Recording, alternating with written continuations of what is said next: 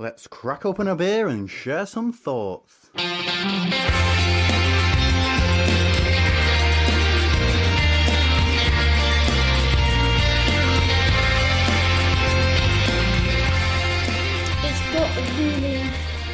going to sound like a really odd descriptor for a lager. It's almost got like a chocolatey thing, but not in the flavour, in like the mouthfeel. It's not quite creamy. But it's all. I know what you're saying. Chocolate isn't the right word. No, but the creamy is a good. But it's not like Pilsnery creamy. No, it's not corny. What I will say is although it's got a decent carbonation, it's not gassy. No, it doesn't. It's not like fills you up gassy. It doesn't feel like it's not got the crisp finish that I look for in a lager. Quite, maybe ugh, it's a bit of flabby. a bit sticky. I don't think you use sticky it. Sweet. I don't think you'd use it as a first quencher. No, because it hasn't got that sharpness, has it? No, but it looks pretty. And it's in a nice glass as well. And it's won awards. But it's actually quite tasty. Yeah. And we have no idea how they got the first listing, but I would really like it. Yeah.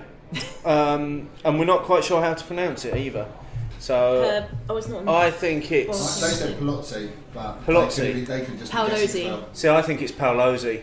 I don't care what it is. I'm going with Paolozzi. There's only many more times I'm going to order it. That's true. From the Edinburgh Beer Factory. This is from. Which I never knew existed. No, quite new to the scene, I believe. But yeah, interesting how they've found themselves in a Fuller's pub. Maybe it's just Fuller's. You think it's a Fuller's lager disguised as something else? I checked the company's house, it's not Fuller's. Yeah. Sorry. Offshore. Offshore Fuller's. Who knows?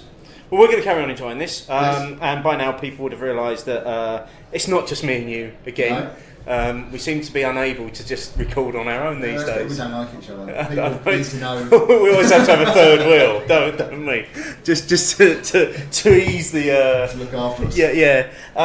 We're joined by a guest again this week, and we're going to let our guest introduce herself to our listeners. So, okay. Hi, cool. Ruth. Thanks, lovely. Seeing as you're mouthing swear words at me across the table. I would never do such a thing. Welcome to Hopinions. Thank you for having me.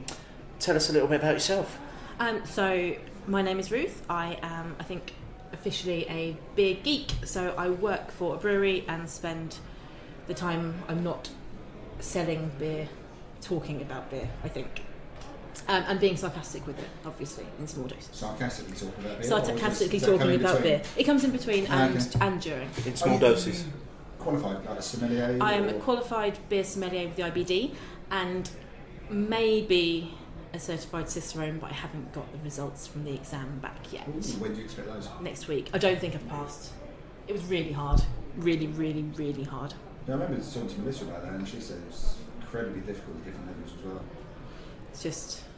my brain kind of hurt, and I had to write things. I don't actually write using a pen anymore, and they make you do it. It's hard, isn't it? They make you do an essay. Yeah, it's not writing a pen these days. I know. I think people underestimate. It's almost like I've forgotten how to use a pen. Yeah.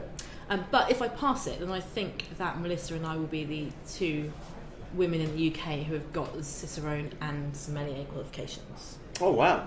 There might, but there could be other people out there. That's quite a small club. I'm going to get really caught out if that's not the case. But it will be a small club. I'm sure if anyone's listening, that knows difference, they'll let us know. We'll know about Friday. Yeah. And when I don't pass, it won't matter anyway. Good point. Yeah, it's fine. But you'll go for it again then. Yeah, you can retake different parts. So there's a written part and there's a tasting part. So the tasting part I got 11 out of 12, so that's kind of okay. The written part, ugh. So is it important? That means we've got someone who knows their shit on it. Sorry. I'm really worried about this. It's like someone that's actually going to tell us what things actually taste like, rather than just it's a bit malty. But I'm not allowed to correct you, so it's okay. Are you not? You told me not to. Oh yeah, that's true. No, you can correct Martin. You're not allowed to correct me. That's how it works around here. So is it important in the job that you do with the brewery to have those qualifications, or is that just something that you've done because of your own passion and interest in beer? I think in my current role it's not necessarily important, but if I'm going out and doing training with people, then I like to think I do something slightly more than just being the girl from the brewery. So if I'm doing training, I actually talk about how beer is made and talk about beer like beer education in general, rather than just doing a brand sell. And the idea is then that people are more confident talking about all beer, and they sell more beer across the bar, and then my sales go up sort of because that's of a it. good idea. I mean, the brand selling is completely different. Well, it's Salesmen and saleswomen can sell anything if they're good at selling. whereas I'm not really a salesperson. I'm just a beer person that gets to talk about it for a living. When I first did the sommelier qualification, which was I passed just over 2 years ago, so I started studying for it about 3.5 years ago. It was a little bit of sort of a not feminist crusade, that's the wrong way of putting it, but I felt at that point that I was a girl in the beer industry, which was I found that out 3 years ago. It was a big surprise. But being a girl in the beer industry, even now, is still quite an interesting, especially working for sort of regional or bigger brewers. It's a really male-dominated industry. And when I started in the beer industry, I was working for Adnams, and it was quite a male-dominated sales team. And at that point, I was the youngest as well. That seems like a really long time ago. And I kind of wanted a way to almost prove my worth, that I could sit there and say I know loads about beer, and there'd be loads of people who say, oh yeah, but whatever. And I wanted to have a... You wanted to have a paper that proves... I've got a badge that proves it, so... Love badges. I think we've established that we love a badge. But there is not an untapped sommelier badge, unfortunately. Well, there should be. There should be. God damn it, there should be an untapped badge. Well, we'd never get that. No, because we wouldn't. We're not I'll quite lend it there to yet. you. It's Yeah. fine. Okay. Thank you. Well, welcome, Ruth. It's great to have you with us. You know the format of what we do here, because we know you listen along to the show and you get involved in what we do. So we're just going to just start off by what's been rocking our boat this last couple of weeks or so. What have been the good beers? That we've had? It's probably about 3 weeks worth, isn't it? Since we spoke about beers, because the last show was the collaboration with the Beer Snobs. Yeah. So it's a little while ago, isn't it? It is a little while ago since we actually talked about what beers we've yeah. So let's talk about the beers that we've had for the last couple of weeks. Okay. Now, I know that people will know that we were in Ireland a couple of weeks ago. We barely mentioned it. I know, it's like nobody would have known ever. But we're gonna cover all tech on next week's show. Studio show. Yeah, so let's hold back the real standout beers that we had from that festival. Yeah. And we'll do that when we do it properly next week. Anything else that you've really enjoyed in the last couple of weeks or so? Yeah, I revisited Stone Brewing, the Stone Excovia, I don't know how you say that one, the spiced chocolate stout. Oh yeah. I tasted it briefly when I was in at Stone Berlin, but it was a real sip. Have you been to Stone Berlin? Yeah, did I mention I that? don't think you've ever mentioned it, no. And I revisited that in the can, and I have to admit it was really nice. A little bit of gentle spice throughout it, so it wasn't one of those big peppery numbers where that was all you were getting was pepper. Dark chocolate flavours, sweet with a slightly dry finish. It was delicious out of the can. So I have to thank my girlfriend Michelle for buying that for me for my birthday. And you put that down as one of your beers of February as well, didn't you? I did put that down as one of my beers of February. Which is obvious plug here. Yeah. An exclusive feature that we now do on our Facebook page. It is on the Facebook page, and we'll be using these beers. Are the only ones that can feature on our Golden Pints 2017. They are indeed. So yeah, the idea is that each month we're going to do a short review on Facebook where we detail what's been our favourite cask beer, what's been our favourite keg beer, and then what's been our favourite bottle or can, and then an overall beer for the month. Although, have to say, spoiler alert, for February you struggled to name one beer in any category and gave me about 12 beers to feature. February was a good month. So if people want to check that out, they need to head over to our Facebook page. And you'll find details of some of the other beers there we had as well. But that was the standout for me. Okay. Ruth, what about yourself? Anything really good recently? Yeah, I've had a couple that have stood out, neither of which I think you will approve of. But I went to Pub 17, which was a trade show a couple of weeks ago, and had the Mad Hatter Tatsuki Sour, where I sent you a picture and got a vomit face. What is it like? Back. I thought it was lovely. How would it be like? So they sour it rather than using lacto to sour it. They use yogurt as you would do in Tatsuki, and skip the garlic aspect. and then cucumber and mint. So really light, really easy going. I thought it was. Does the cucumber and mint come through? Yeah, but not overly. Like it doesn't taste like a flavoured beer. It tastes like it's natural for it to be there. I mean, I've been curious about that one, and Mad had to do some very good beers. They do some really loved out there beers as well, which obviously that's one. Yeah, but it didn't. To me, it didn't taste that out there. It kind of tasted. Like I could happily drink it all day. Okay, so in terms of it being did doing what it says on the tin, yeah, absolutely nailed it. Yeah, it's great. And that was at the pub trade show. That was at the Pub 17 trade show. So is that the one where Mark went to from Essex bottle share? It is. And then said he might turn up at bottle share, but didn't. Yeah. Yeah, which I think we all knew. Yeah, we all knew. And what was going to happen anyway. There's always a good chance of that. Anything else? yeah, so another sour at Craft Beer Rising. I was lucky enough to try the Brooklyn Bel Air Sour, which I think I'm glad that went the right way. That launched. Air with an A, boys. Thank you. Sorry. Which was lovely. So that's a new release in the UK and kind of tasted like Tang Fastics. Ooh, nice. Yeah, really good. Really There good. is a beer coming out soon that.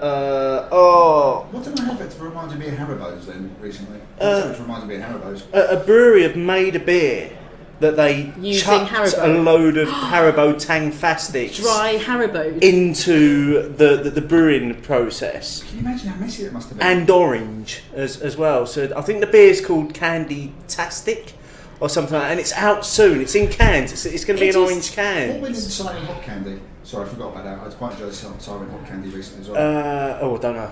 So that just reminds me of like going to really dodgy bars and having bottles of like Skittle vodka behind the Yeah, bar. but it was always going to happen, wasn't it? Somebody was always going to put Haribo Haribos in a beer. Well, put Especially everything in. the sour ones. Yeah.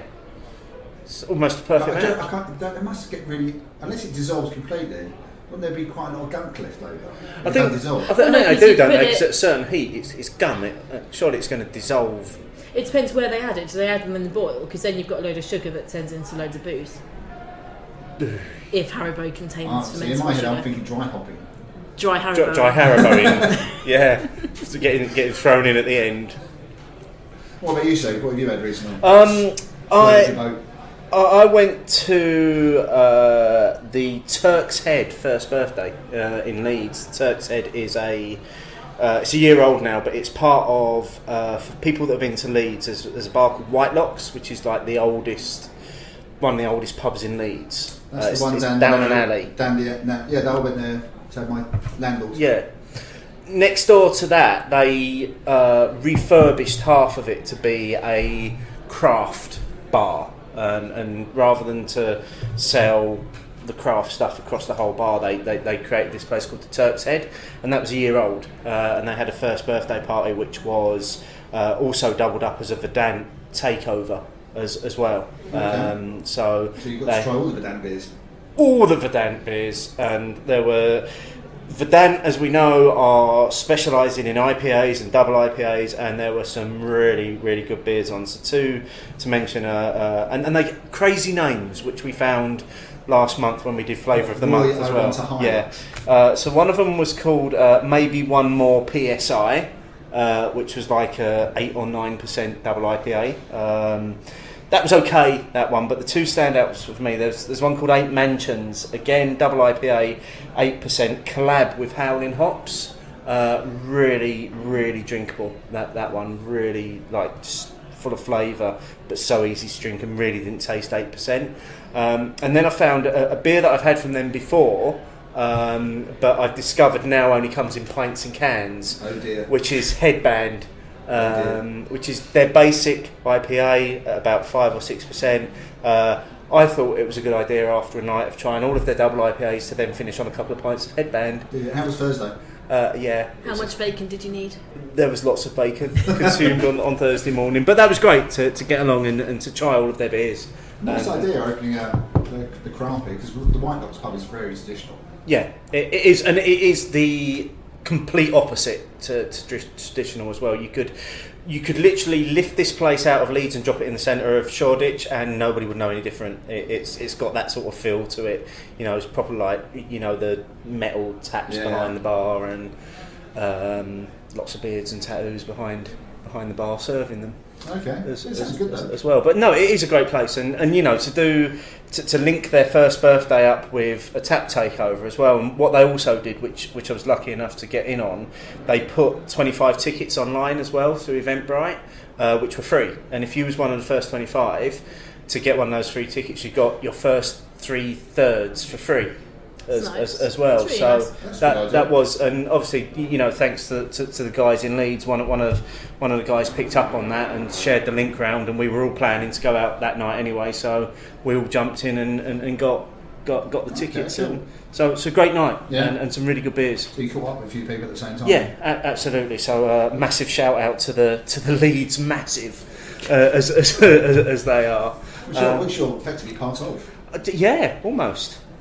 Almost a southerner up north. Yeah. So, shall we move on to some news? I reckon it's a good idea. We're still not doing the pips though. No, we're not doing the pips because the pips aren't of this show. No. They're of the original show. No, so. Mark's probably got it copyright. He probably has, yeah. So, the big news this week, which set the world alight, was Hawkshead being bought out. Not by a massive brewing concern, but by the folks that make Lambrini and Crabbies. So they were bought out by what's the company name? Halewood International. Halewood International. I'm glad somebody did their research. Here's Pete's industry person. So they've been bought out with a view predominantly to expanding and being able to meet with ever-growing demand that they're facing as a brewery. The thing for me about this story, what made this so interesting, was the lack of people losing their shit over it. Because when we've seen takeovers recently, a lot of people have got very upset at what we've seen. Yeah. But that didn't seem to happen with this. People were just more accepting of it. Is there not just a limit to how much shit people can lose? So this is the 10th, 20th, 100th takeover we've seen. So it's just so.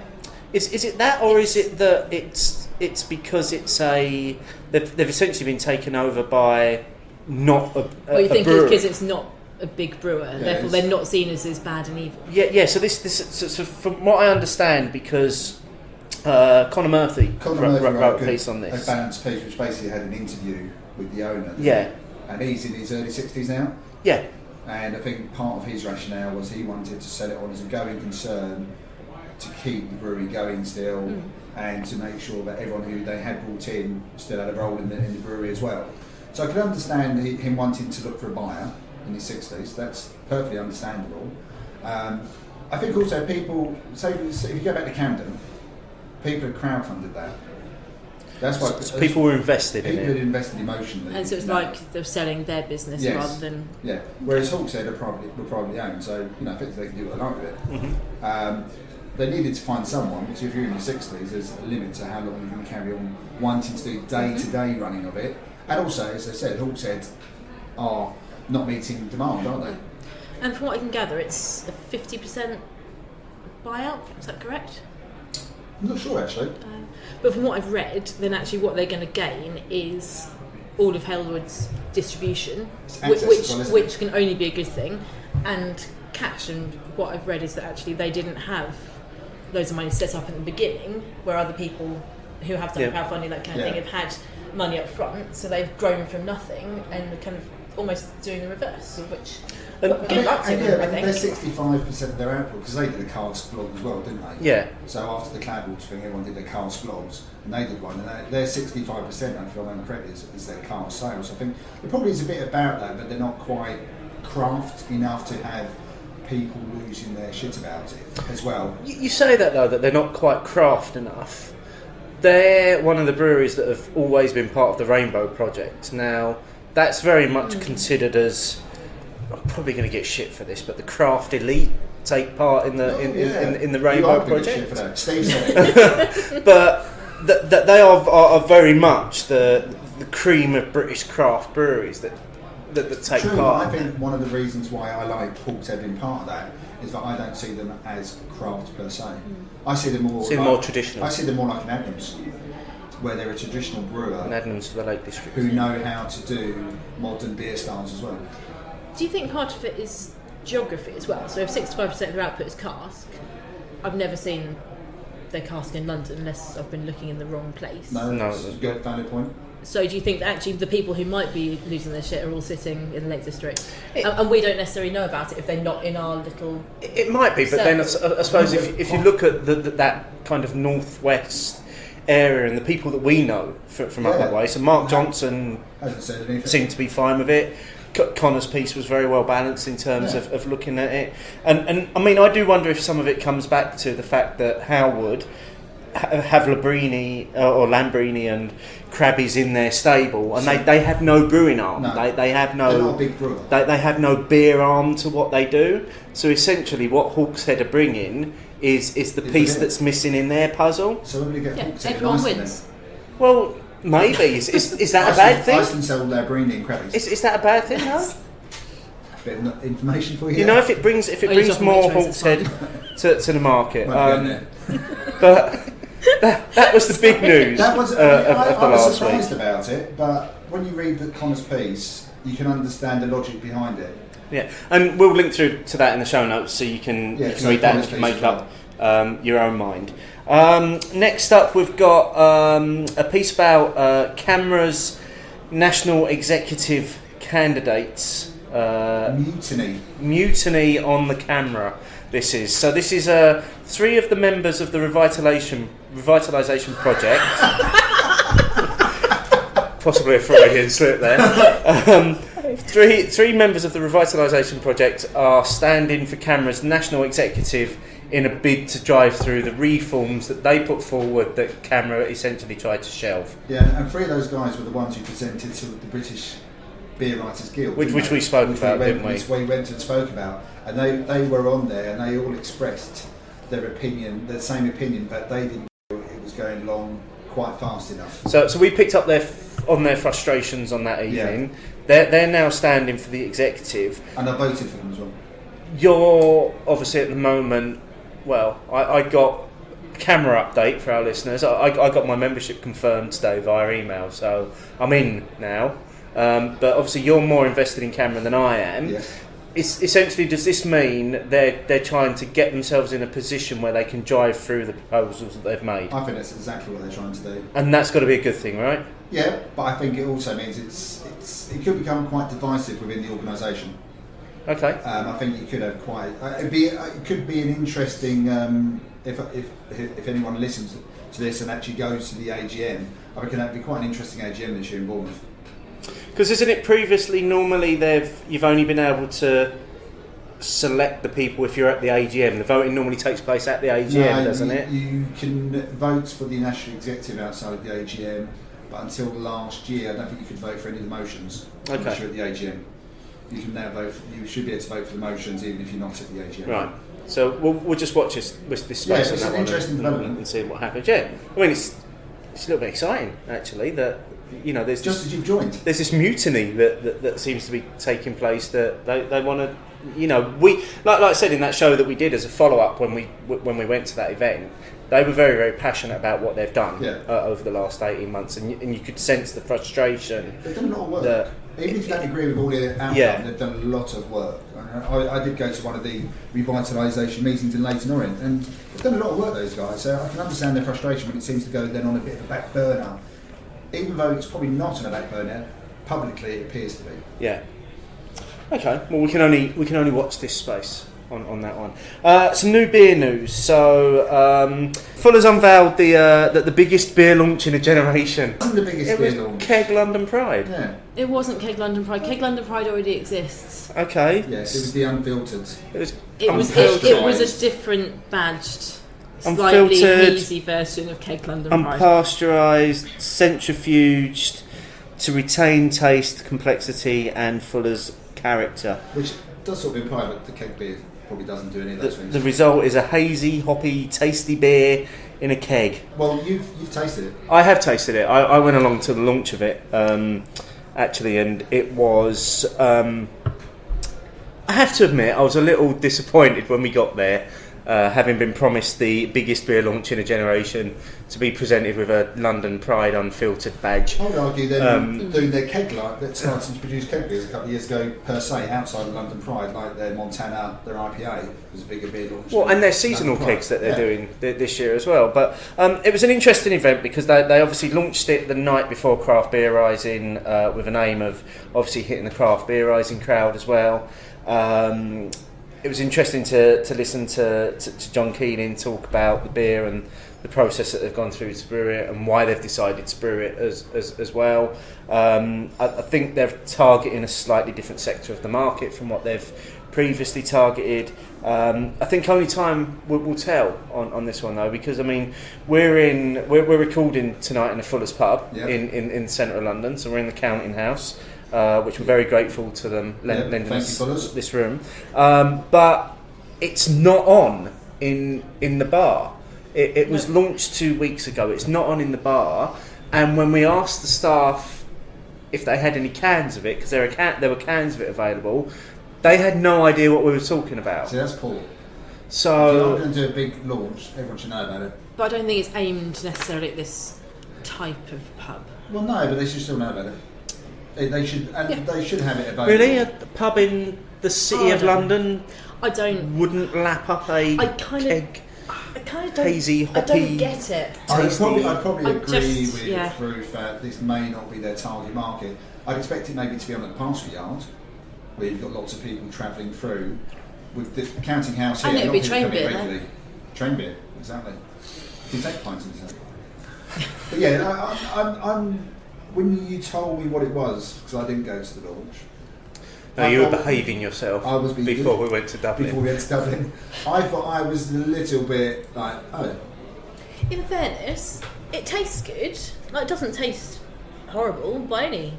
It was more about the launch. It was like biggest beer launch in a generation implies a lot more than updating your keg beer.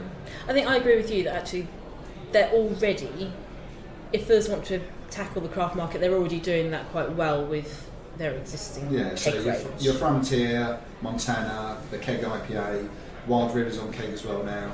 So they've already got. They've got food loads in of there. really good stuff, and they're exceptionally good brewers. Yeah, unless And they're actually I planning to just put don't- their keg London Pride into other pubs and other outlets, maybe bars, more than their traditional marketplace. I think that's I've the aim. never seen that keg London Pride, I've got to admit. I think it lives in football clubs and that kind of place. Okay.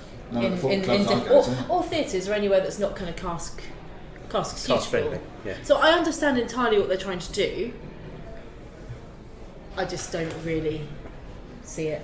It makes me feel a bit sad. It's an iconic brand to take, and there'll be a lot of Well, people to who'll say, be "I know fair, that." if we're going to talk about branding, I think the branding works really well. It looks great. It's a stripped back version of your traditional London Pride. It's just the outline of the Is it the same logo. as the can? Because I've got the can. So it's white with a... No, it's just a white shield with the words London Pride unfiltered. It's like if you imagined London Pride as a football kit, this is like their away kit. That's the only way I can describe Good way to it. describe And, the branding really strong on it, messaging really strong on it, and like I say, it was an interesting launch. Yes, I drank a few pints of it while we were there, and it's drinkable enough for what it is, but I don't think you could probably drink more than 3 pints of it, which is what I managed. But then listening to John Keenan, he was talking about interesting. He's obviously got a different view on this keg version because when recorded with him in the past, and he's gone on record in the past saying 6 pints. London Pride only tastes good after 6 pints. Apparently, you only need 4 pints of unfiltered Pride for it to taste good. Oh, okay. So It makes you worry a little bit if the brewer has to drink 4 pints of it before he likes it. I think it probably says more about John's drinking than anything else. Okay, so that's the news. Is that the news? Yeah, did you have one? Did you say a news item? Yes, Wild Beer Co. You I was mentioned. quite interested to see what they've gone down the Crowdfunding route, and they seem to have sold it quite quickly as well. Yeah, not just So them not as well. Toast have done. Toast have done it, which that one I was crowdfunding as surprised well. about because they're the ones who use thrown away bread or something. Isn't it? Yeah, Leftover leftover bread. stuff. And Yeah. I think they donate as well, don't they? Yeah. They do charity donations off their beers as well. Yeah, I did read the Toast one, and basically what they're trying to do is they want to do some new beers in the range rather than just the one that they've done, but they need the funding to enable them to do the new beers. Okay. Wild Beer is an expansion program, isn't it? Yeah, they want to do a brewery tap room. I didn't read it all because it takes you through to the crowdfunder site, and you then have to log in to read. And I'm like, well, no, I'd like to read all of the information before you've got my details. I looked at the picture. Thank you. Oh, right, okay. You sussed it from there. You worked it out from the picture. That's all I did. So you're all about the visuals. Yeah. Excellent. Yeah, put pictures on. Brilliant. So I think that now wraps up the news for this week. Before we go any further, what do you think of the lager we're trying? Which you're going to have to pronounce for us. Paolozzi.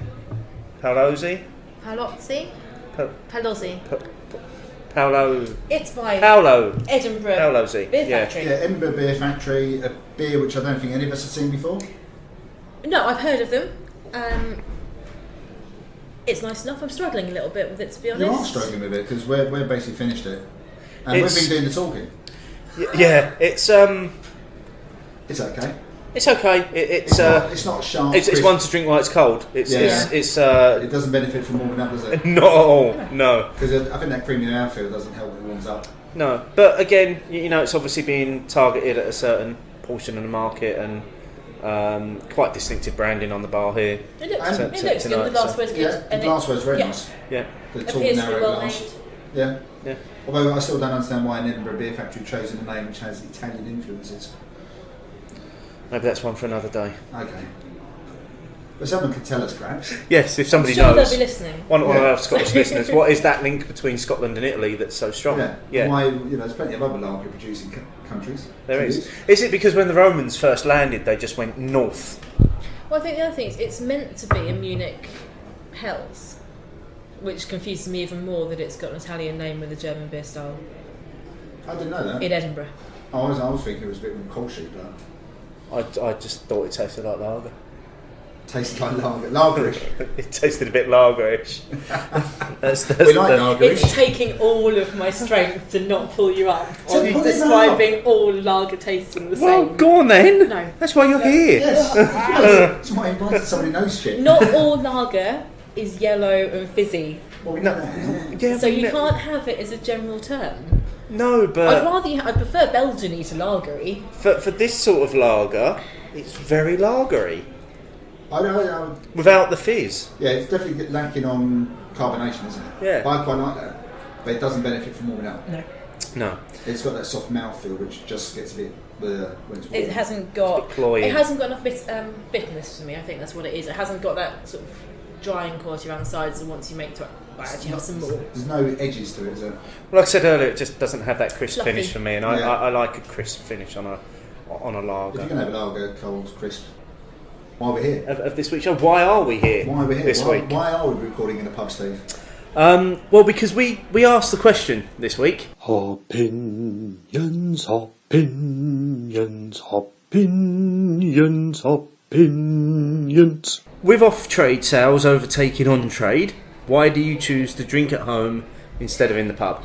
So that was the question. That was from Ben Langford, at Ben Langford. So thanks, Ben, for that suggestion. The four choices we gave were cheaper, more choice, there's no good beer in the pub, or I hate people.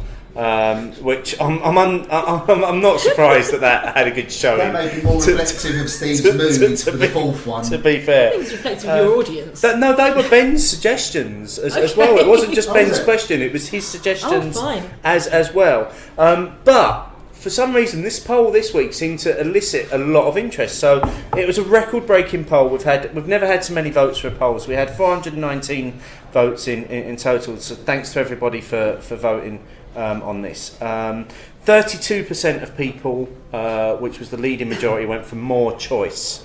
25% for cheaper, 25% for I hate people, and then just 18% for there's no good beer in the pub. So that's quite in itself is quite a balanced finish as well. We haven't had that many that's that close. So 32, did you say 32% was the winner? Down to 18. That's not a big spread. It's a very close spread. So that's what generally people thought, and then as always we had quite a few comments, and this is probably where we'll jump in with our own views as well. So in fact, let's have our views first for a change. Ruth, as our guest, Thanks. I'm going to put you on the spot. Do you choose to drink at home? Is that your drinking hole of choice? It normally is. I think it's quite interesting for me that I spend all my working life in pubs, which does mean I spend a lot of time in them. It does mean that I guess I drink in them and eat in them frequently is part of my work. But also, if you spend all your time in pubs being nice to strangers, when you get home, the desire to go out and drink in a pub being nice to strangers is kind of decreased a little bit. Why do you have to be nice to strangers though when you go to the pub? Well, if you're there on your own, you've got to have a chat, haven't you? No. No? No. I'm quite happy going to a pub on my own, not talking to anyone. I'll take a book sometimes. Oh, I wouldn't go that far. I'll take a spreadsheet and go and play with that instead. I'll divert to option 4. I hate people. But it's interesting that I guess it is. It's not about hating people, but I view the pub as a social thing. And if I go back to Suffolk and I'm going out with my friends, then actually it's the most lovely things. You go to local and it's with those people I grew up with, and it's amazing. So Suffolk's where you're from? So Suffolk is home, What proper part home. of Suffolk? Walberswick. So okay, down the river. Yeah, if you look out of my old bedroom window, you can see the Adams Brewery kind of Okay. on the horizon. Walbeck's nice. It's beautiful. Yeah. So from that, then it feels like a very different thing to go. If that to me, actually going to Walberswick or going south and going to the pub feels like going home, but going to a pub in London doesn't feel quite like that. It doesn't, to me, have that sort of So community. your choice element, which is what we're talking about. Yeah. Yeah. You actually choose your preference is to you choose to drink at home. I choose to drink home, but also I think where I live, I'd have to drive to get to the pub or taxi. So there's also a very practical element. So really bad. So I really do. But as part of my job, then I get to go into pubs a lot. So I get all the good stuff, but I don't necessarily go out in the evening. Okay. It's a lot of effort.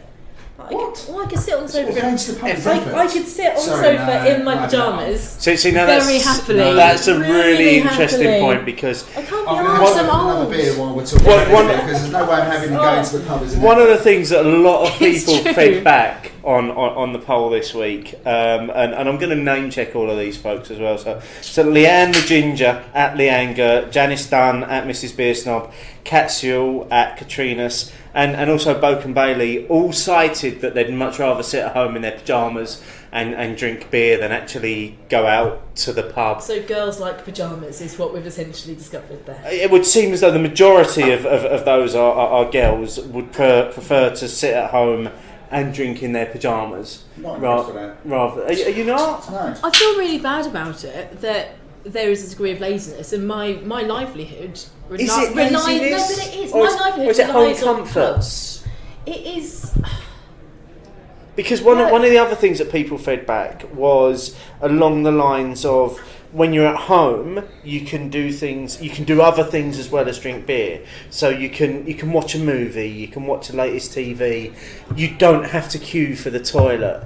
You don't have to queue to get a drink. You've got all of those home comforts. That's the same argument as people saying they don't like going to the cinema, isn't it?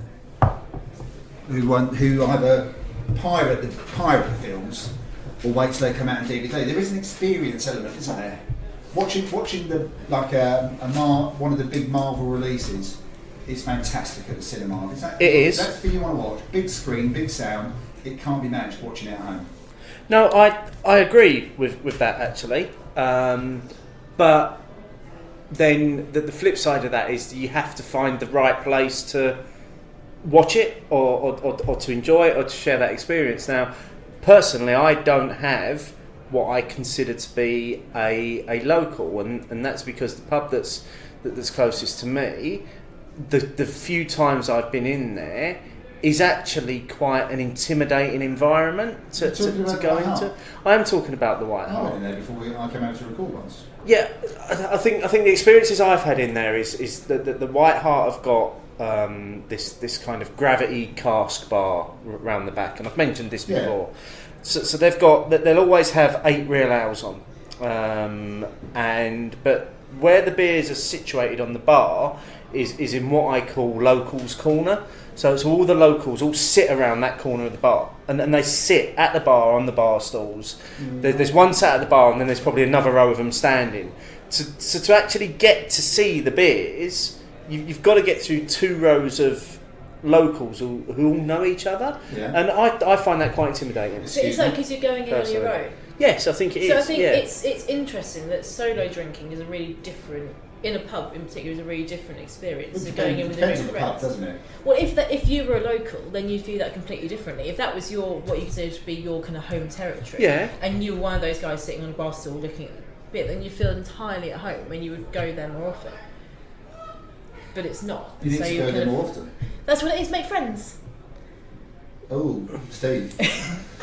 Grimace. Can I refer again to point 4? Should we quickly go back? I hate people. So what have we got? What have we got now? Well, we did try to get a few different beers. The Sierra Nevada's not on tonight. We did. Should we just say that as grateful as we are to the Counting House for giving us this room, we've come into a Fuller's pub. Come into a Fuller's pub and not been able to sample any of the Fuller's beers that are on the bar because none of them are on. We've got the Easy IPA, Session IPA, which is from Flying Dog. Okay, so we've got an American beer. We've got an American beer. So cheers all. Cheers. So your preference is to drink at home? I think it depends on my mood. I think going out for me, going to the pub is more of an occasion. So that's interesting because one of the things that sparked off my interest in this was a few months ago when I read a blog by pub Curmudgeon called Fancy a Swift Half. And people don't do that as much as they used to, do they? They don't pop into their local on the way home. But life's very different. Yeah, I mean, it's a valid point there. People do go to the pub as an occasion now, so they plan to go to the pub, they plan to meet people, they don't just pop in on their way home.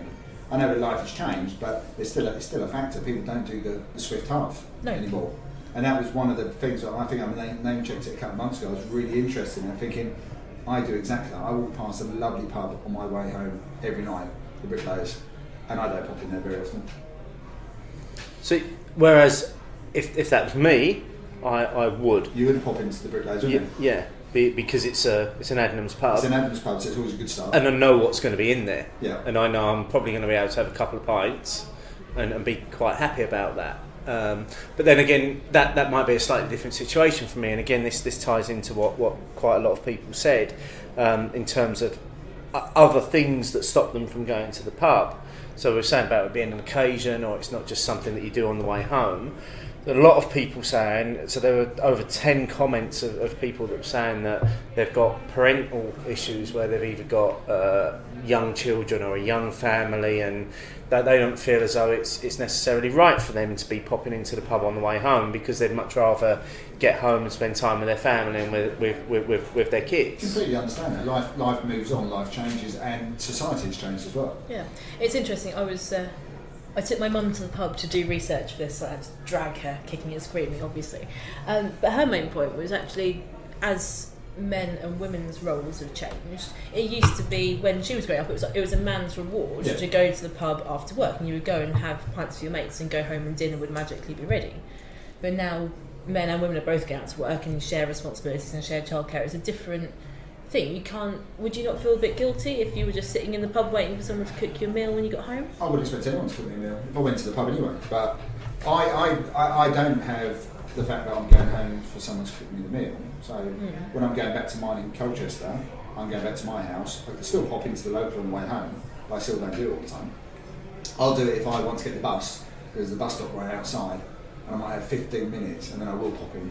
So what else is stopping you? Yeah. So is it that you're going home because there's better beer at home? No, it just doesn't always occur to me to go in these days.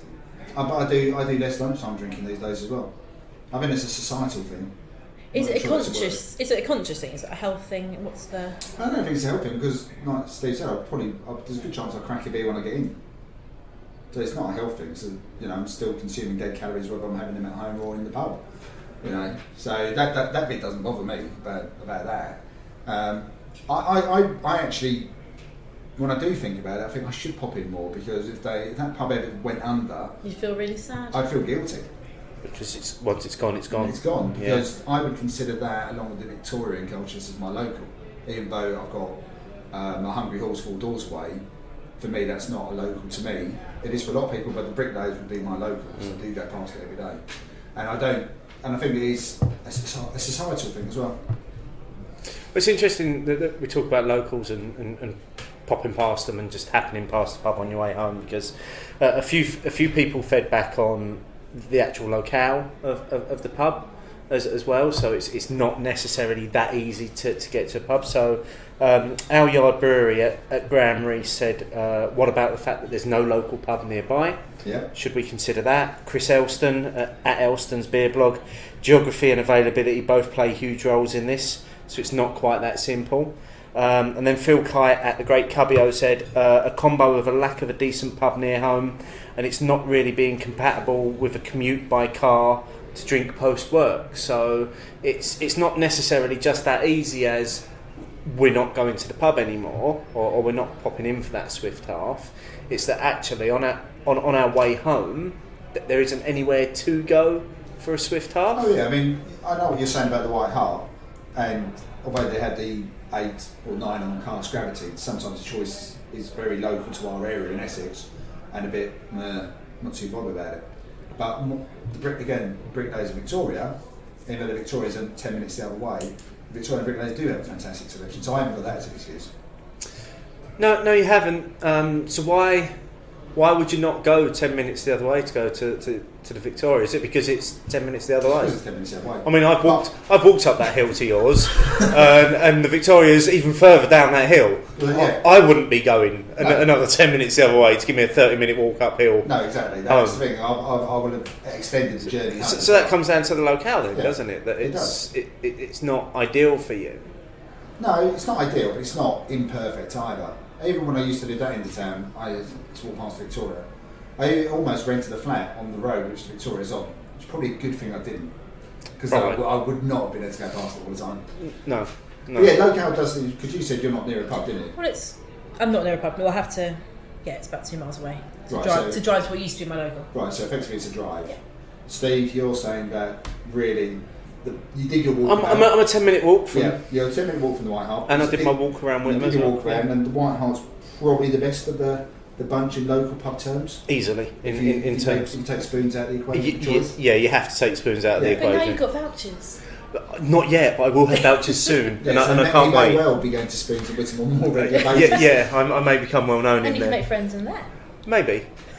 But what about this is something which is interesting to me, but where's your best beery experiences though? Because my best beery experiences don't come at home or at other people's homes. In a pub. It's in the pub. Absolutely, yeah. I've got to agree with that, yeah. My best nights, my best days are pubs, bars, tap rooms. They're not at home. Even when we've done bottle shares and bottle share extras and barbecues, they've been fantastic. They never feel as good as the pub. No. I mean, I found it interesting looking at people's responses on Twitter. And if you're going for the option like why you don't go to pubs, it's more choice or it's cheaper or there's no good beer and all those things. I kind of feel actually, to me, the pub should be more than that. It's more than the sum of its parts. Yeah. It's not somewhere that you just go to get. If all you're doing is going to the pub to get beer, then you go to the supermarket and you buy your slab of Fosters and you go and sit on your sofa. That's fine. But it's not just about that. It's about this. I mean, I popped into It's Victoria more. a couple of weeks ago with my son. He was coming up, he's 17 later this year, but I've been taken into pubs and festivals for a long time.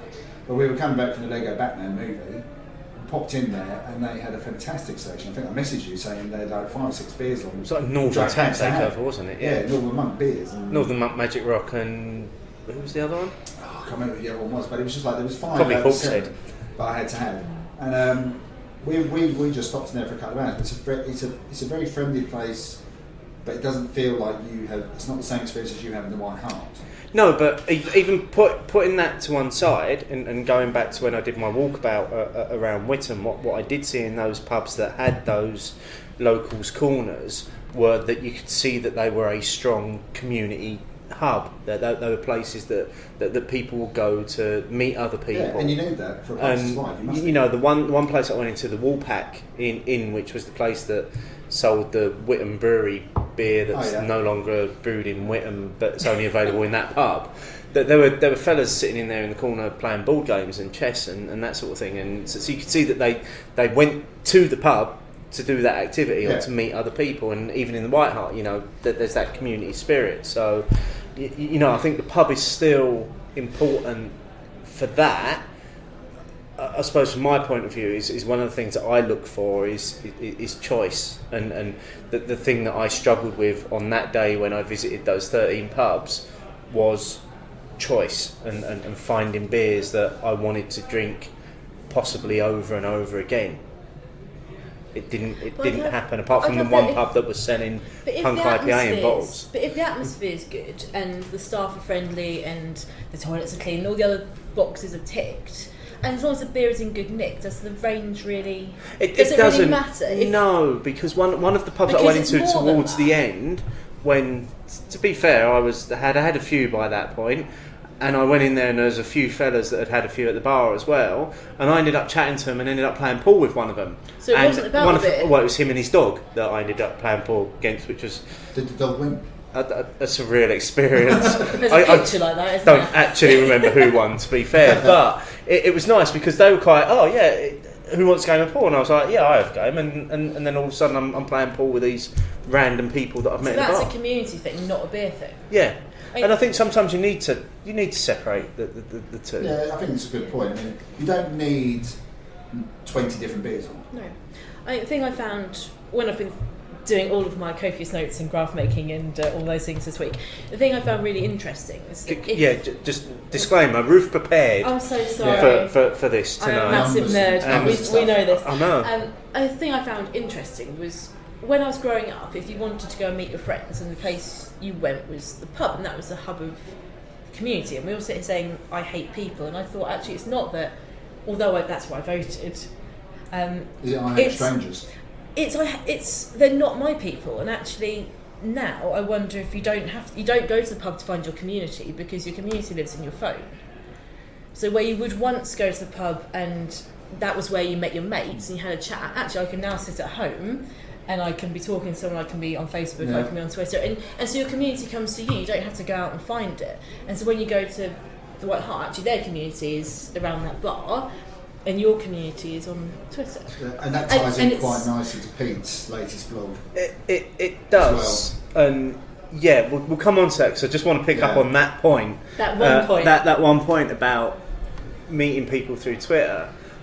I think personally, I met both of you first in person. Met you in person. Yes. But I got to know you both through Twitter, through interactions that, having then met you, we then chat online and you find out that you comment on people's beer choices and what they're doing, and then we're at the same place tonight, shall we grab a beer, and then from that friendships grow.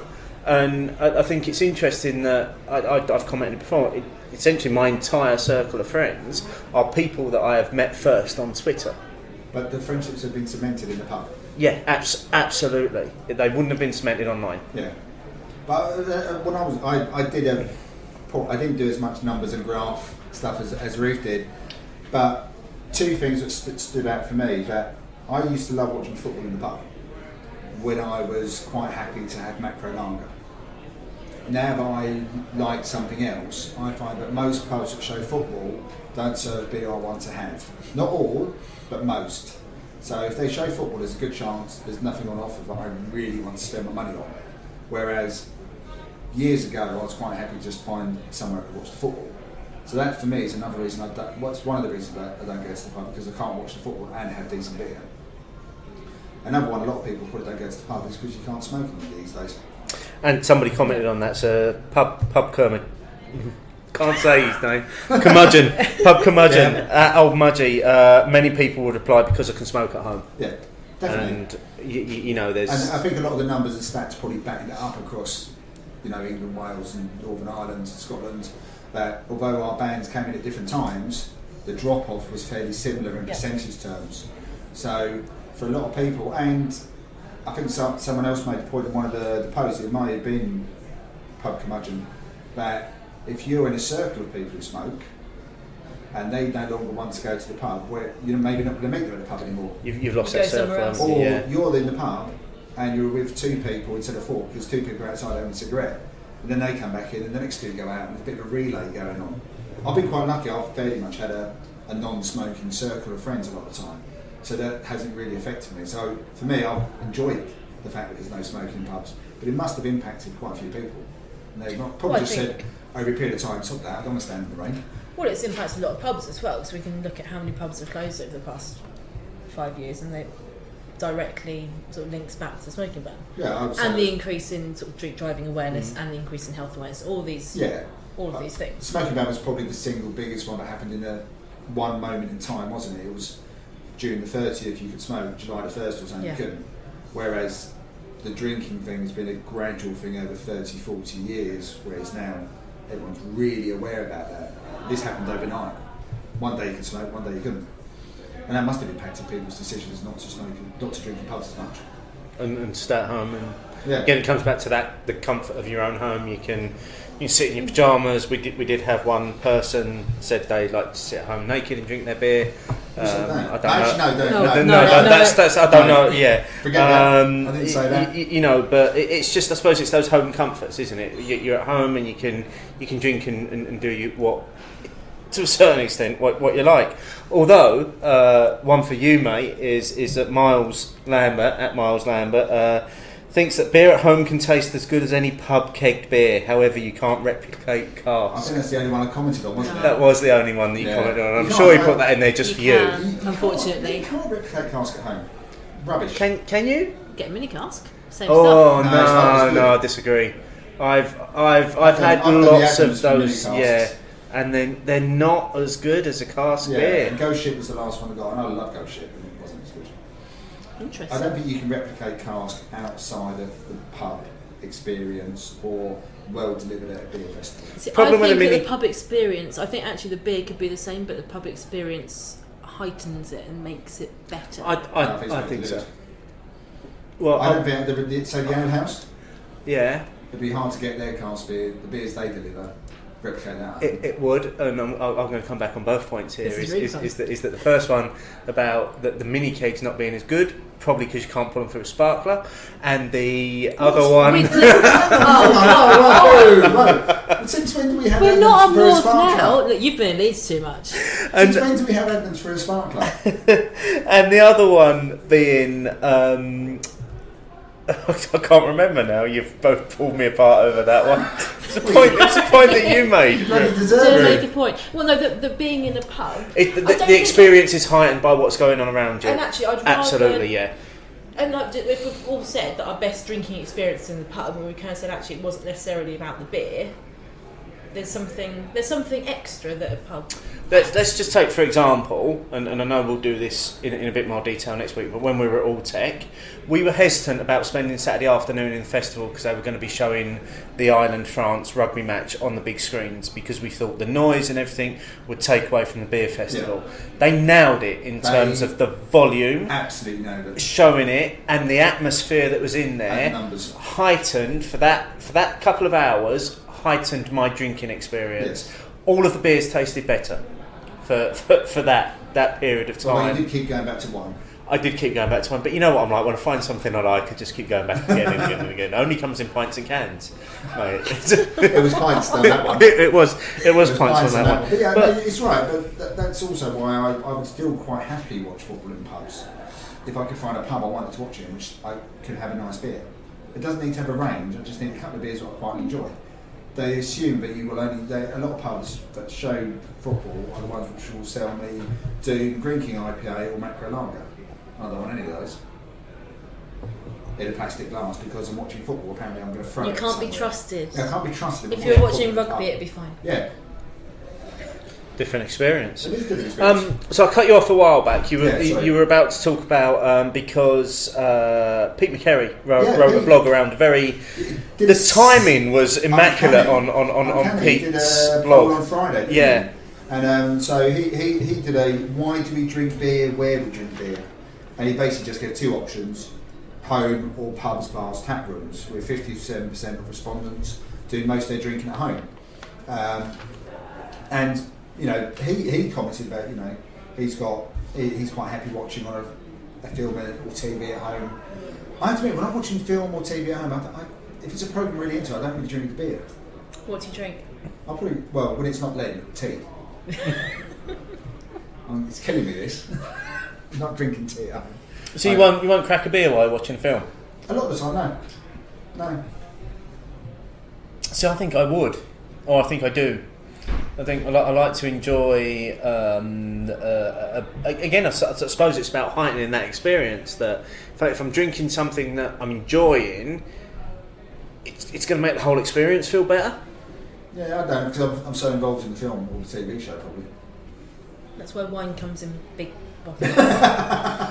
That's what big impy stouts are for. Big impy stout. Single serve, yeah? Yeah, oh yeah.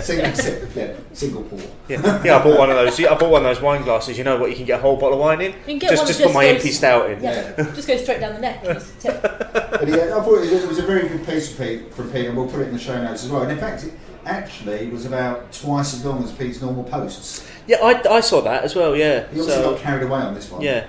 By doing the poll as well. But again, he also did comment that in London we may be sort of insulised against whether pubs are closing because of people not going to them as much, because we have so many tap rooms, Someone's other choice. bars, Yeah. and you know, I work in the city every day, and there's lots of pubs I can go to, and I can get good beer as well. So maybe sometimes we're in a little bit of a, not a craft bubble, but just by being in a major city, major location, but we've got good choice anyway. I mean, I'm still surprised, even at you know where I live in Witham, that it's a population of 30,000, and there are 13 pubs that I can go to, and none of them seem to be at risk of closing. So they're obviously all catering for a slightly different part of the market, and part of it will just be locale as well. Yeah, Some of the ones you went into would have been just the locals there. Well, that's but the one they're going to go half of those 13 are in the high street, and the high street's about half a mile long. But you've got four, like 3 or 4 on a corner, haven't you? Yeah. So they're all competing against each other for the same business. What do you think they're not sharing it rather than competing? Because if you've got a hub, then you've got a little pub crawl within itself, haven't you?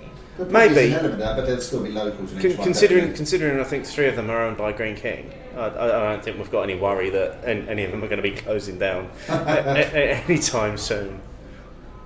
But beer choice isn't something that influences my decision not to go to the pub. It's not apart something. from like linking it back to the football. Do you drink differently in a pub to how you drink at home? Oh yeah, quicker. I drink quicker in a pub. I drink bigger measures in a pub. Yeah, because I drink. If I go to a pub which is traditional, say cask led, my first thought will be I'm ordering. It's a pint. In fact, it's not even a thought. It doesn't enter my head not to order a pint. So straight away I'm on pints of cask. But then I'll probably do lower ABV than I would do at home as well. I drink. If I'm in a crowd, I will drink more beer quicker in a pub than I would do if I was at home. Is that because there's a certain level of pacing that goes on, isn't there? The crowd drinks at a certain pace. Yeah. Well, I do that. I think one of my notes was actually in the pub I drink pints of ale, and at home I drink wine glasses of small, strong, interesting beers. Yeah, so you vary how you do. So I probably drink less at home over the course of the evening as well. Yeah, I probably definitely less quantity, but I'll definitely do higher ABV at home. Okay, so just to start wrapping this up then, majority of people on the poll went for drinking at home because there's more choice.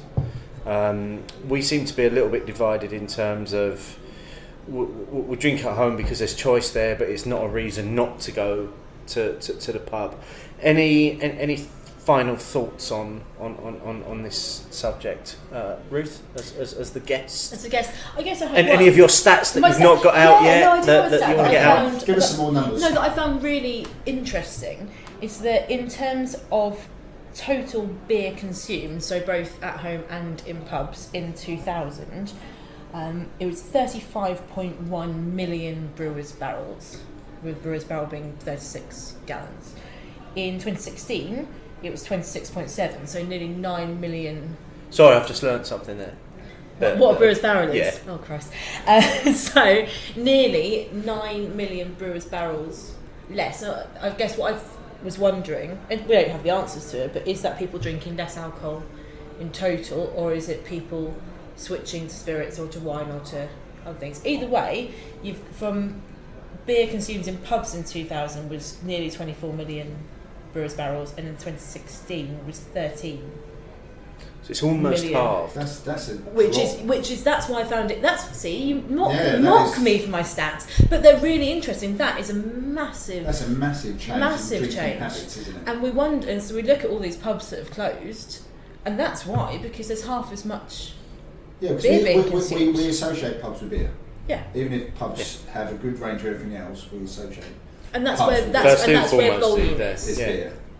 You know, if your first love is wine, often you'll find a wine bar, perhaps. So I don't know if that counts under the post. No, this is purely pubs, beer. beer and pubs. Beer Okay. split on off trade. So I would say that's a phenomenal amount of less beer It's huge. in what's becoming a very crowded market. Now, at the same time, the balance is that the off-trade sales hasn't grown by the same amount, has it? It's just the off-trade has just grown a little bit more to Off-trade's go grown a little bit more. The trade's gone down at the same time, hasn't it? and it's just crept in front of the on-trade sales, which kind of makes the headline, but actually it's not that off-trade has taken on-trade share. It's literally just that's gone up at the time that this has had a massive decline. And that's what I found interesting actually about as a population, the way we drink has clearly changed massively. Yeah. We're not doing the Swift half thing. We're not going to the pub for We don't 5 pop pints. into the pub. No. We don't put, we're more likely to pop into a pub for 5 pints than a pint. I think these You're days. more likely to go to the pub for a session. Yeah, because But you don't go as often. No, that's what I'm saying. But I think successful pubs rely on the people who do pop in for just a couple on a regular basis. Then people saying, I will meet up with X amount of people in 2 weeks' time on a Thursday night or something. Which is probably why the Ale House in Chelmsford is so successful, because Clayton always manages to get in there on his way home. A name checking Clayton because he's the regular. He's He not is- the only regular. he is the to be regular. fair. No, he's not. We bumped into one of the Ale House regulars in the craft beer company the other day. Really? Yeah, he said, I just thought I'd come here for a change. Yeah. Then he went off to get the train, and I'm fairly convinced he was going to pop in the Ale House. I think so. But that, again, that comes back to locale. It's based right under the station. So if I lived in Chelmsford, it's a very good chance I'd be in there every night of the week. To be fair to us, Steve, we've got off our trains to our respective destination, which is north of Chelmsford, just to have a quick one. Yes, Yeah. we have. we have. So what about yourself, mate? Do you prefer drinking at home? I still prefer drinking in a pub. Still prefer to drink in a pub? Yes, the pub experience for me and drinking beer with mates in a pub is still one of the top experiences for me. Definitely. I think for me, it's if it's about beer choice, I probably want to be at home because I'm going to have a greater selection of beers to choose from. If it's about atmosphere and what I want the evening to be, it's probably going to be the pub because I'm going to be with friends enjoying the experience together. Yeah, and I think the pub is ingrained in our DNA in the UK as well, isn't it? Doesn't It's it? a thing that's really sort of special and almost unique to the UK. You don't get a pub culture anywhere else. No, and I think that's when it probably gets a little bit. We get a bit narked about when they try to when people want to save their pub, but they probably don't go there that often. And we're all sitting here saying we love the pub and what a special thing it is, but also that we drink at home more often. Yeah.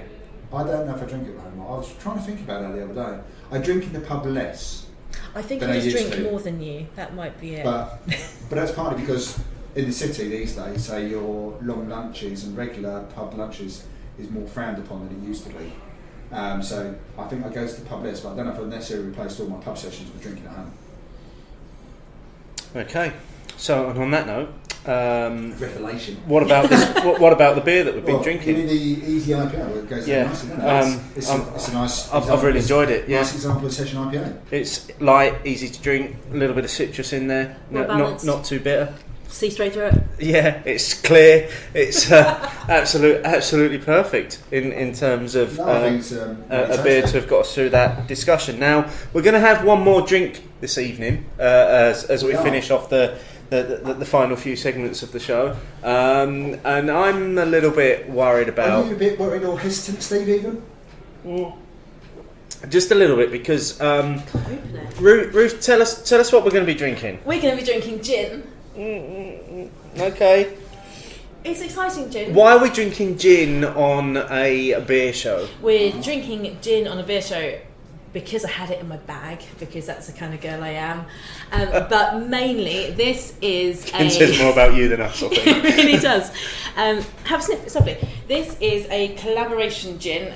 Collaboration, so she Between Brilliant, yeah. Renegade Brewery, which is a brand of West Berkshire Brewery who I work for, and Wayfarers, who are an amazing distillery in Beaconsfield.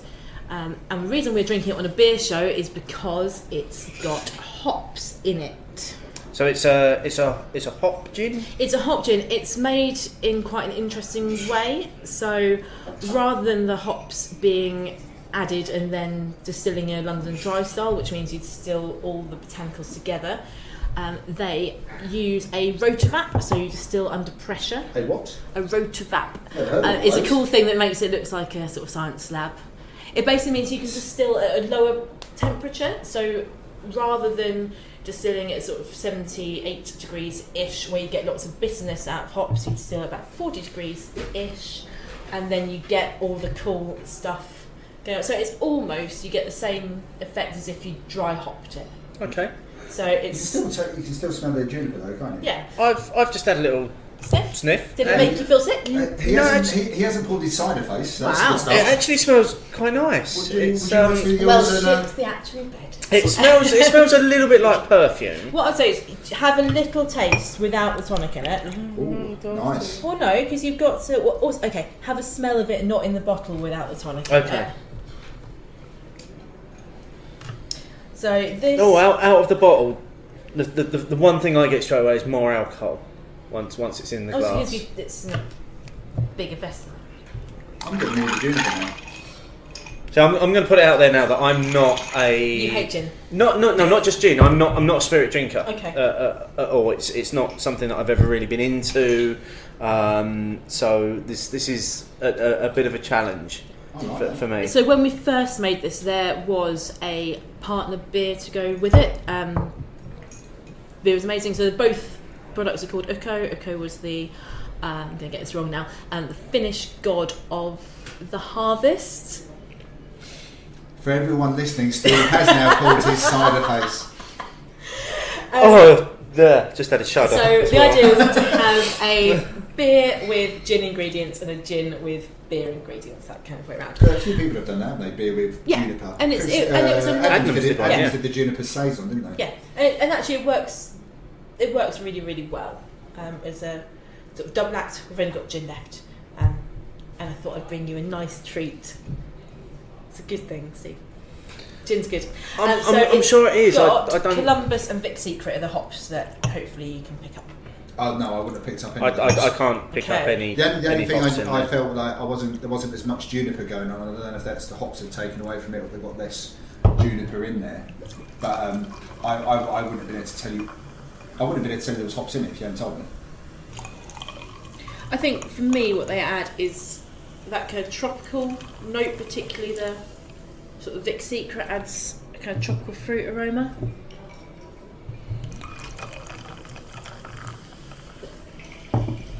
Is this a first for the Beer O'Clock pods? That I've got Steve? not drinking beer. Other than when we did Brewdog's Hop Shot. That's still a beer though. Still a beer, and prior to that we did do Sink the Bismarck as well, which you could probably question whether that was still a beer at 42%. Still a beer. But no, it is a first for the podcasts that we're actually doing a spirit. I feel like I've done something really bad and the world's going to end. No. We already had Wayne on the Beer O'Clock Irish Beer Snobs claiming that some Damien was being born because we'd come. Yeah. So I don't think nothing bad will happen. No. It's more drinkable with tonic water in it. Oh, good. So, that's my phrase, yeah. Yeah. Well, no. But I'm not a spirit. I'm not a gin drinker. So drinking it neat was a challenge. Is there a for preferred me. tonic to go with it? If you had a choice. For me personally, so I know what tonic I would use myself. So, from memory, the guys at Wayfarers put it with Fever Tree and some orange zest. Okay. Personally, I can't. I don't know. I go for Waitrose own brand. Oh, because I'm a big fan of the Fever Tree tonic as well. I don't. For me, I like to have a really neutral tonic because then actually, if you're tasting lots of different gins, then you're tasting the gin rather than tasting the tonic. Okay, I think I understand the idea of having different tonics to go with different gins, Yeah. but I think then you're then comparing drink You're tasting to the drink mixed rather drink. than gin to gin. Yeah. Like you wouldn't go around and put a different garnish in loads of different beers and then compare the beers. It's the same. For me, it's the same thing. But it depends if you're comparing them or if you just want to have a heightened experience. I don't do much gin comparing it. I just tend to use the bottle I've got at the time. Oh. Maybe that's just you, Ruth. My beer cupboard is more full than my gin cupboard, if that helps. I'm getting flavour-wise. Yeah. It's a little bit bitter on the end. It's quite dry, isn't it? For me, at the end? it's dry. I'm getting I'm getting quite a lot of orange in there as well, and maybe some hints of some tropical stuff going on. I don't know whether that's the hops coming through in it or not, but it's. I don't know how to describe it. With the tonic, it's a very soft gin. I think it's quite nicely rounded. Yeah. They've got some interesting things in there. So they also added olive distillate and some pine and some It's quite a mix, isn't seaweed. it? It's a really interesting mix, Yeah. and they make gin in But quite. it is well balanced though, because it hasn't got any rough edges. They make it in quite a unique. Well, I think is quite an interesting way. They do a basic distillation in London dry method, which is juniper, orange, orris, coriander, sort of the usual stuff. Yeah. And then we'll basically blend other distillates. Okay. So they started distilling because they are a cocktail bar and wanted to make individual cocktail ingredients, and then that's gone on to making the ones you making take away. making gin. They make their own lots of I mean, loads of different stuff. gin's massive these days, isn't it? Gin's really cool. Gin's almost as cool as beer, not quite.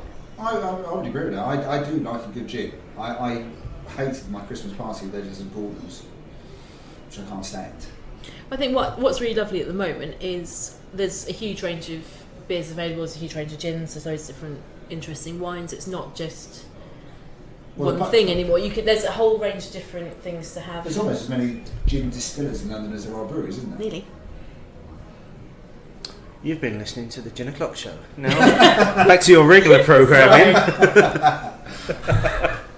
Sorry. That's fine. I'll buy you a pint afterwards to make up for it. I'm just sitting back and listening to it. Pop some Wetherspoons. but- Pint of resin, please. But seriously, let's get back to the regular programming. Okay. Who's won the Prizeless Prize this week, mate? The Prizeless Prize has been won by someone who won it at the last one, I think. Cowboy Drinks Craft. Oh, twice in a row, and he was really chuffed that he won it last he's time won as it well. again because he probably helped that we've been to the venue where he took the picture. He took a picture of Yellow Belly at the Free Trade Inn. I'm just showing it now. That's really cool. Actually, that is very cool. And is it just me that's getting that looks like the Statue of Liberty? If he hasn't done it on purpose, it still looks really good because yes, that's what I thought as well. But we have been to the Free Trade Inn as part of the Crimbo Crawl. Yeah. I can picture exactly where that beer is sitting and the view it's got, and it looks fantastic. So Cowboy Drinks Craft, for his picture, Yellow Belly at the Free Trade Inn, has won. So he's if he wins next time, he's on for a hat trick. He's on a 2-week streak. No pressure there. There's never been a 3-time winner. Never been a hat trick. Not in a row. Never been a hat trick. There you go. There's the challenge. They've always stumbled at the second week. So great picture. And if you want to have a go at entering the Prizeless Prize, put an image on Instagram. Use the hashtag Cheers Guys. And if it's the one that Martin loves the most, it's the one that will get the big box of nothing. Exactly. On the next show. And if you are around when you win, you do get the big box of nothing exists. It does exist. People question whether it actually exists. But you got it last time. I've got it. Sean's got it. Sean's had it. If you happen to be in the area where we are, after you've won, we will deliver you a box of nothing into your hands. We're good like that. Yes, we are. We indeed. are good like that. No expense spared.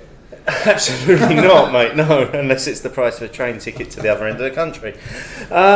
So, moving on to letters, which is now obviously called something different.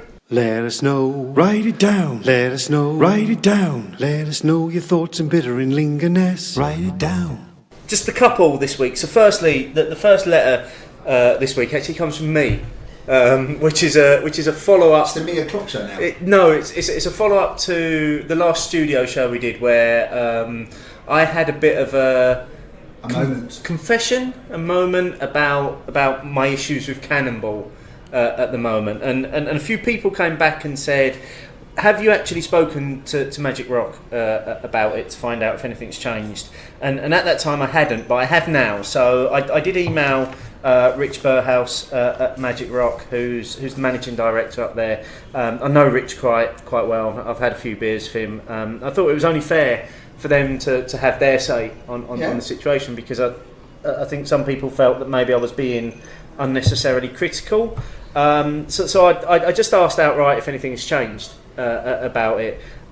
Ingredients wise, nothing's changed in terms of Cannonball. It's still the same ingredients that they've always used to make the beer. What's changed is that they've just changed the way slightly that they brew it. So they centrifuge it now rather than fine it, and that tends to lead to more of the flavour being retained and a more hazy character to it, which is obviously a trend that we're seeing. But actually, that they had started doing this before we saw the trend of the northeast, not the northeast, the New England. Sorry, I saw the letters NE in my mind, and the New England IPA, the juiced Merc bomb things that are. Yeah, I'm putting it down to the gin, my inability to speak at the end of this show. But Rich, actually being the sort of person that he is and the character that he is, actually challenged back as well and said, maybe it's just your tastes that have changed over the years. And I have to admit, I was quite happy with all of his explanation apart from that bit. Well, I'm a yes and a no, because yes, my tastes have moved on.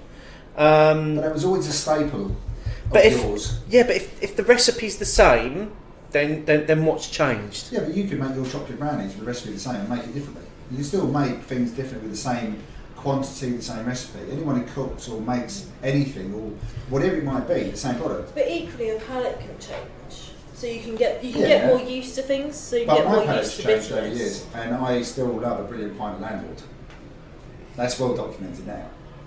And Landlord's a very good bit. Yeah, but as far as I'm aware, Landlord has stayed the same. My palate's changed, and I don't dislike the beer. So.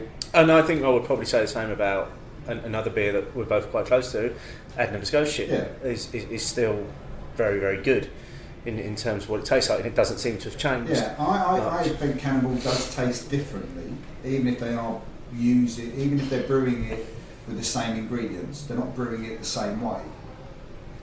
And I think also Mark Johnson fed back as well. I picked up on a tweet that he put out on the weekend that he'd had a pint of Cannonball and it was unrecognisably still the same beer that he's always drunk. And I know it was aimed at me, and I went back to him and said to him, okay, I'm going to have an explanation about this on the next show. I suppose what I wanted to say was just in terms of clearing things up, that nothing's changed about the beer other than the way that they produce it. It's still the same recipe that it's always been. But it's a different product. But it's coming out differently because of the way that they now have they said it. that it's coming out differently, or is it you think it's coming well no, it was in Rich's email that they centrifuge it now rather than use finings. The beer looks and tastes different. Yeah. So it's not. That's got nothing to do with our palates changing. But your sad little face. I know, and two of you are seeing that now. Yeah, two of you are seeing that now. So I just wanted to bring that up. But I did appreciate him coming back though. So just a couple of other sort of letters this week. So Will Longmate at Longmate with an 8, so down with the kids. Is it better to be full of beer than full of shit? I'd say a lot of time we're full of both. I think one leads to the other, doesn't it? And then Thomas Marshall at TDTM82 was this was to you and I, mate. Yeah. This question. So the conclusive question: is a trip to Ireland quicker than rail replacement bus? Quite possibly, yes. I'd agree as well. So obviously, Bitter and Lingonist is our listeners only letters section. If you want to submit something for this section, just put something on Twitter. Use the hashtag Hopinions. and we will find it and mention you on a future show. We're just about there, aren't we? I think we are. I'm still enjoying this gin though. This has been a mammoth show. It has been a mammoth show. Those folks that don't like the long ones aren't going to enjoy tonight. They can listen to it in 2 parts themselves.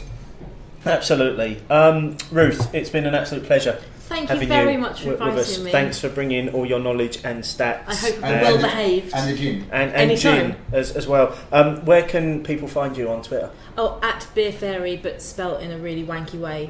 Okay, we'll link it through in the show Thanks. notes so people That can helps. give Ruth a follow because she is not always full of smut shit. Thanks, mate. But does you too. does have quite a lot of really good insight sometimes as well. Do you want to give a shout out for the brewery that you work for as well? Yeah, so I work for West Berkshire Brewery, which has got a sub-brand of Renegade. Craft. Sorry. And It was the gin. actually, gin I would listen love to to give a this, shout out to lovely Laurie Offen, who is one of my customers and also the distiller of the gin. So that's Wayfarers, who are based in the Treehouse in Beaconsfield. Okay, absolutely brilliant. Next week, do you know what we're doing next week? We are doing a studio show next week. Back in the studio. We are doing a studio Official show. studio. We're going to talk about Alltech. We're going to talk about Alltech, and we're drinking the Pirate Life beers. We are drinking Pirate Life beers. We are doing session IPA, IPA, and double IPA. So we're doing all the IPAs. all the IPAs to make up for the gin this evening. So that's next week's show. I pay attention. You do pay attention. I've read the schedule. You have indeed. So that should be good fun. So if you've got Pirate Life beers, let us know what you think about them. And until then, cheers, folks. Cheers. Cheers.